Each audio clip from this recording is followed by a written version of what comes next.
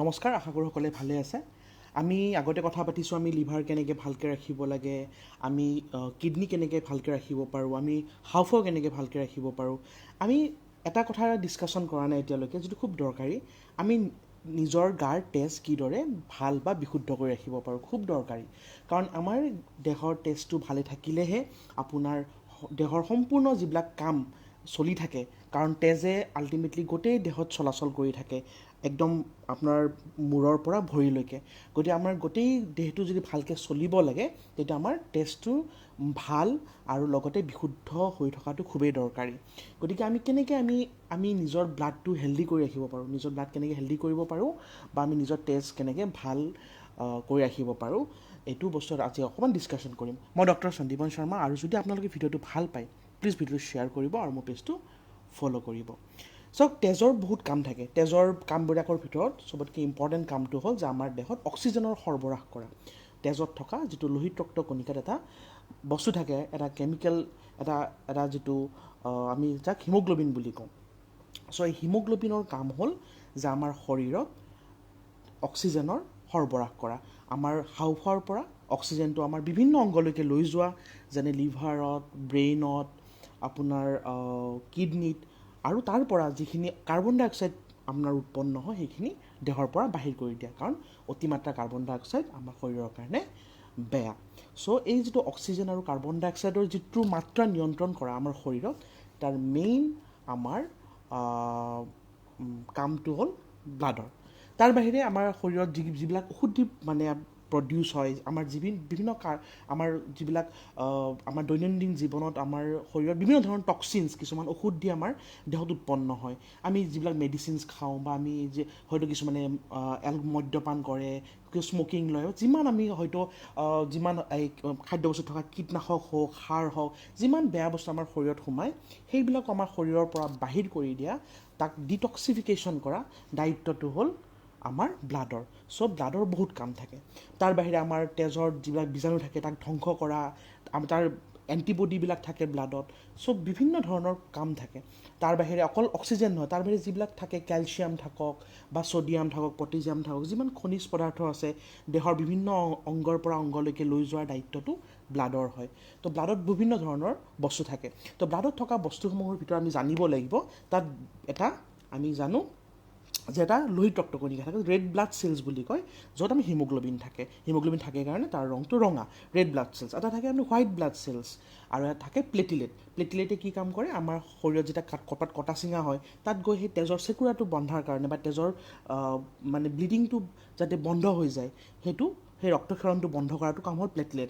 আৰু WBC বিলাকৰ কাম, যিটো হোৱাইট ব্লাড চেলছৰ কাম হ'ল খুব দৰকাৰী, চবতকৈ ইম্পৰ্টেণ্ট, আমাৰ শৰীৰত এণ্টিবডিবিলাক বনোৱা।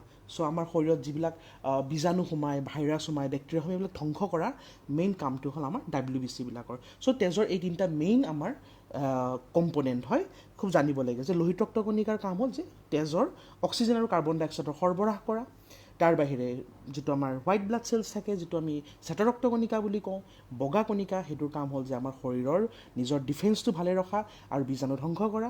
আৰু প্লেটলেটৰ কাম হ'ল, যিটো আপুনি শুনিছে, ডেংগু হ'লে বা কিছুমান বেমাৰ হ'লে প্লেটলেটটো কমি যায়। তো প্লেটলেটৰ কাম হ'ল যে আমাৰ তেজৰ চেকুৰা বন্ধা, বা ক'ৰবাত যদি কটা চিঙা হয় যাতে ৰক্তক্ষৰণটো বন্ধ হৈ যায়, তো সেইটো কাম হ'ল প্লেটলেটৰ। সেইটো প্লেটলেটৰ দৰকাৰী। গতিকে এজ এ হ'ল ব্লাড ভালে থাকিব লাগিব, নহ'লে কি হ'ব, যদি আপোনাৰ প্লেটলেটটো ভাল নাথাকে, প্লেটলেট যদি কম থাকে, তেতিয়া কি হ'ব, ব্লিডিং হ'ব আপোনাৰ।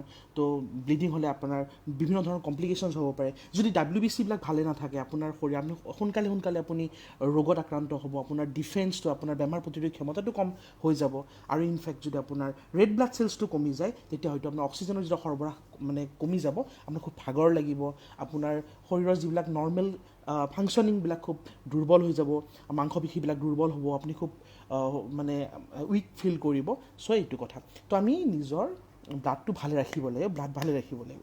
কথাটো হ'ল কি, আমি আজি জানিম যে আমি ব্লাড কেনেকৈ ভাল কৰি ৰাখিব লাগে, আৰু কি বস্তু আমি এভইড কৰিব লাগে। চবতকৈ ইম্পৰ্টেণ্ট সেইকাৰণে ভিডিঅ'টো শেষলৈকে চাব, আৰু পাৰিলে শ্বেয়াৰ কৰি দিব যে আমি কি বস্তু খাব লাগে, কেনেকুৱা বস্তুবিলাক আমাৰ দৈনন্দিন জীৱন, অকল মই মেডিচিনৰ কথা কোৱা নাই, আমি ডে টু ডে লাইফত আমাৰ দৈনন্দিন জীৱনত কিবিলাক বস্তু খালে আমাৰ তেজৰ কাৰণে খুব ভাল, সেই বস্তুৰ বিষয়ত আমি অকণমান কথা পাতিম।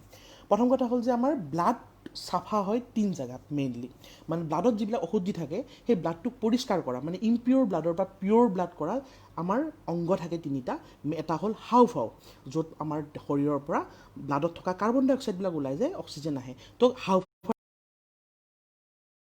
আমাৰ তেজ ভালে ৰখাত।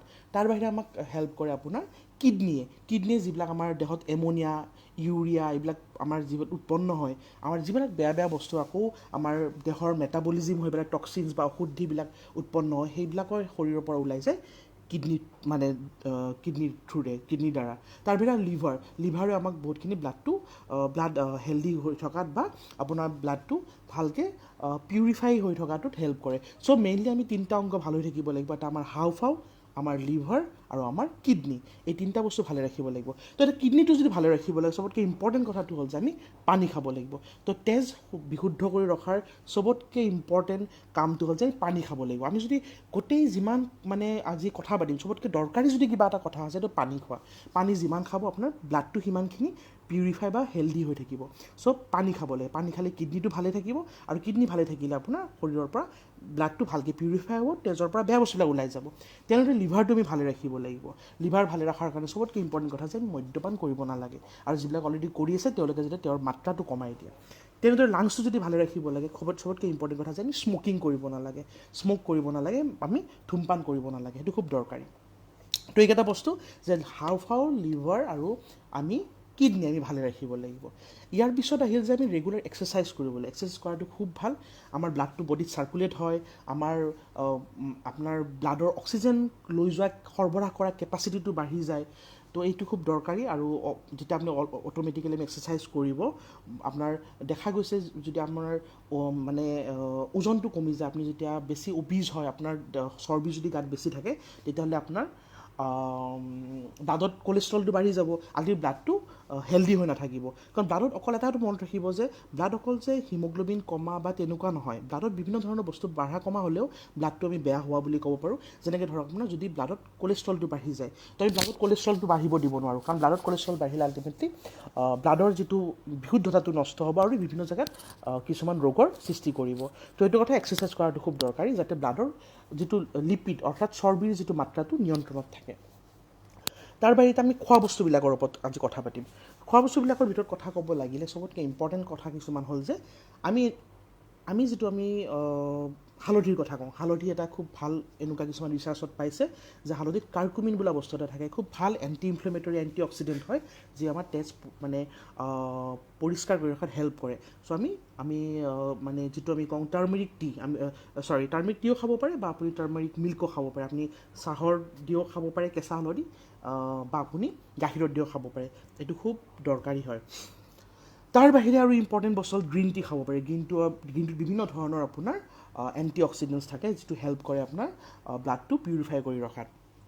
তাৰ বাহিৰে আপুনি কিছুমান ফল, যেনে আপেল হওক, আপোনাৰ নাচপতি হওক, মধুৰিআম হওক আৰু প্লাম, এনেকুৱা বস্তুবিলাকত খুব পেক্টিন জাতীয় বস্তু এটা থাকে।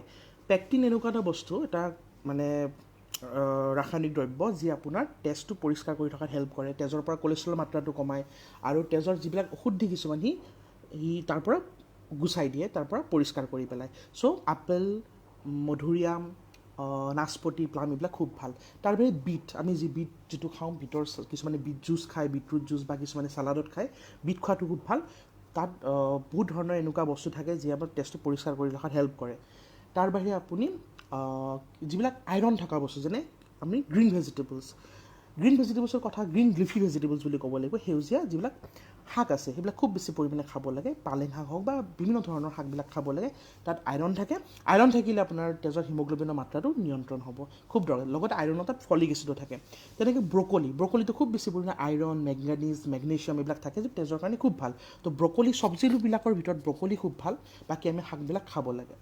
তাৰ বাহিৰে গুড় খোৱাটো খুব ভাল। আমি চেনীৰ জেগাত যদি গুড় খোৱা আৰম্ভ কৰোঁ, তো এইটো বেছি বেটাৰ হয়। গুড়ত আপোনাৰ খুব বেছি পৰিমাণে আইৰণ থাকে, তো তেজৰ কাৰণে খুব ভাল হয়, তো আমি গুড় খাব লাগে। ডালিম বহুত ভাল হয়। ডালিমত এনেকুৱা কিছুমান বস্তু থাকে যে আমাৰ তেজৰ কোৱালিটিটো ভালে ৰখাত হেল্প কৰে, লগতে তেজ বনাটো হেল্প কৰে। চ' কোৱান্টিটি আৰু কোৱালিটি দুয়োটাতে কাম দিয়ে। তো এইকেইটা বস্তু খুব দৰকাৰী। তো মই মোটামুটি গোটেইকেইটা মানে যিকেইটা বস্তু দৰকাৰী মই অলৰেডি ক'লোঁ, যে এই আপেল হওক, প্লাম, মধুৰিআম, দেন নাচপতি, দেন গুড় খোৱা, বিট খোৱা, দেন আপোনাৰ ডালিম খোৱা, গ্ৰীণ টি খোৱা, দেন আপোনাৰ কেঁচা হালধি খোৱা, আৰু লগতে আপুনি নেমু টেঙা খালে কিডনী ফাংচনিংটো ভালে থাকে। চ' আপুনি লেমন পুৱা খালী পেটত হয়তো লেমন ৱাটাৰ খাব পাৰে, মানে নেমু চেপি পানী খাব পাৰে, কুহুমীয়া গৰম পানীত দি পেলাই, তেতিয়া আপোনাৰ তেজটো বহুতখিনি ভালে থাকে। চ' এইখিনি কথা। তাৰ বাহিৰে আপুনি যদি কিবা বেমাৰত ভুগি আছে, কিবা অসুবিধা পাইছে, তেতিয়া ডক্টৰৰ আপুনি পৰামৰ্শ লওক আৰু তেজটো পৰীক্ষা কৰি চাওক। সেইমতে ডক্টৰে যিটো এডভাইচ দিয়ে বা যি ট্ৰিটমেণ্ট দিয়ে সেইটো ব্যৱহাৰ কৰক। ধন্যবাদ। যদি ভিডিঅ'টো ভাল পাইছে ভিডিঅ'টো শ্বেয়াৰ কৰি দিব।